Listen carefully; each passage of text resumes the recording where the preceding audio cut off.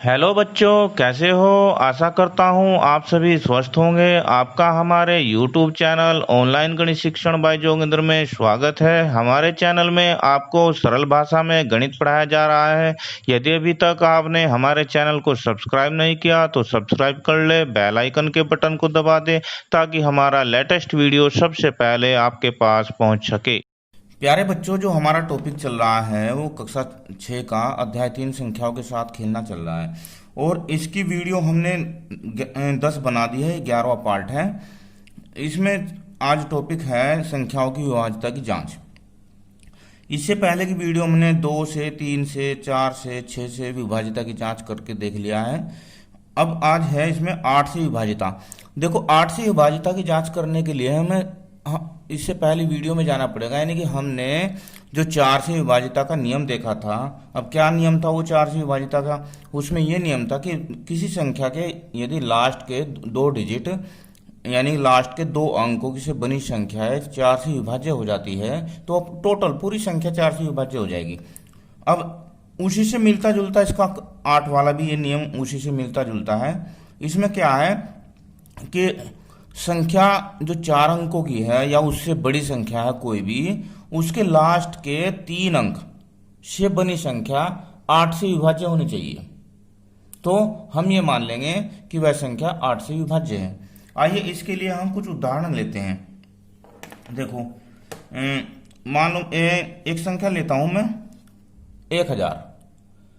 अब नियम क्या कहता है? नियम ये कहता है कि लास्ट के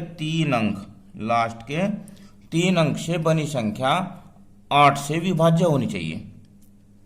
अब इसमें क्या लास्ट में 3 अंक शून्य है, तो ये भी एक इसकी कंडीशन है। चलो 1000 को भाग देकर देखते हैं 8 से। 8 एकम 8, 2 0, 8 दूनी 16, फिर 4 0, 8 पंजे 40, यहां पर शून्य आ गया शेष। इसके बाद एक संख्या और लेता हूं मैं 2104। इसके लास्ट के जो 3 अंक हैं वो 104 है। क्या है लास्ट के 3 अंक? 104 है। चलो इसे पहले मैं वैसे भाग करके देखता हूं 8 से कंप्लीट। 8 दूनी 16, 5 0, 8 छंग 48, 2 4 उतार लिया, 8 तिया 24। अब ये इसमें हमने भाग करके देख लिया।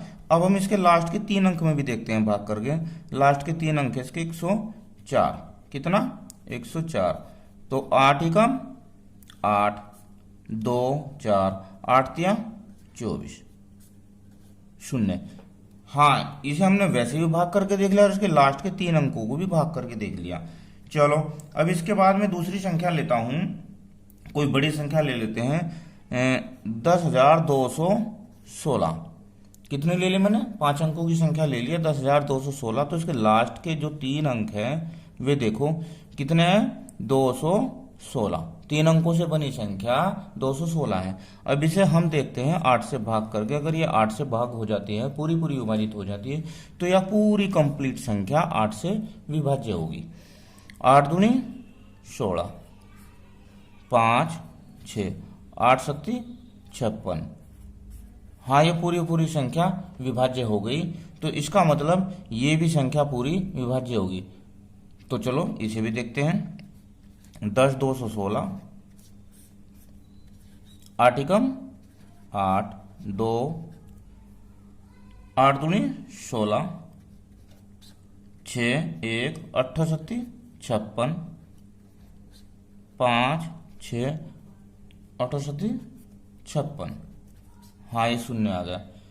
तो अब हमने इन उदाहरणों से एक बात सीखी है कि 8 का जो नियम कहता है कि 4 या उससे अधिक अंकों की कोई संख्या 8 से विभाज्य होती है यदि 3 अंकों से बनी संख्या 8 से विभाज्य हो। यदि 3 अंकों से बनी संख्या 8 से विभाज्य हो। अब इसमें देखो 3 अंक लास्ट के यहाँ पर शून्य थे, तो हमें इसमें एक नियम और भी लगाना है कि उन 3 अंकों में जो है लास्ट के जो 3 अंक है, अगर उनमें 3 जीरो भी हुई तो वह भी संख्या 8 से विभाज्य होगी। अब यह है 9 से विभाज्यता। अब 9 से विभाज्यता की जांच करने के लिए हमें 3 के नियम को जानना होगा। जो 3 से विभाज्यता का नियम था, क्योंकि 3 से मिलती जुलती ही 9 का नियम है, तो उसमें था कि जो संख्या यानी कि कोई भी संख्या हो, यदि उसके अंकों का योग 3 से विभाज्य है तो वह पूरी संख्या 3 से विभाज्य होगी। जैसे मान लो हम लेते हैं एक संख्या 219, क्या 219, तो हम इसके अंकों को जोड़ेंगे 2 + 1 + 9, कितना हो गया 2 और 1 3 और 9 12। अब हम 12 को देखेंगे ये 3 से विभाज्य है या नहीं है। 3 चौक 12, ये 3 से पूरी विभाज्य है। तो इसी से मिलता जुलता नियम 9 का है, 9 से विभाज्यता। यदि किसी संख्या के अंकों का योग 9 से विभाज्य हो तो वह संख्या भी 9 से विभाज्य होती है। अब इसके लिए हम कुछ संख्या लेते हैं।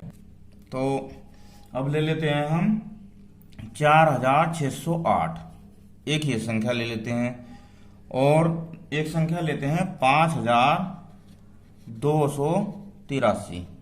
ये दो संख्याएं ले ली।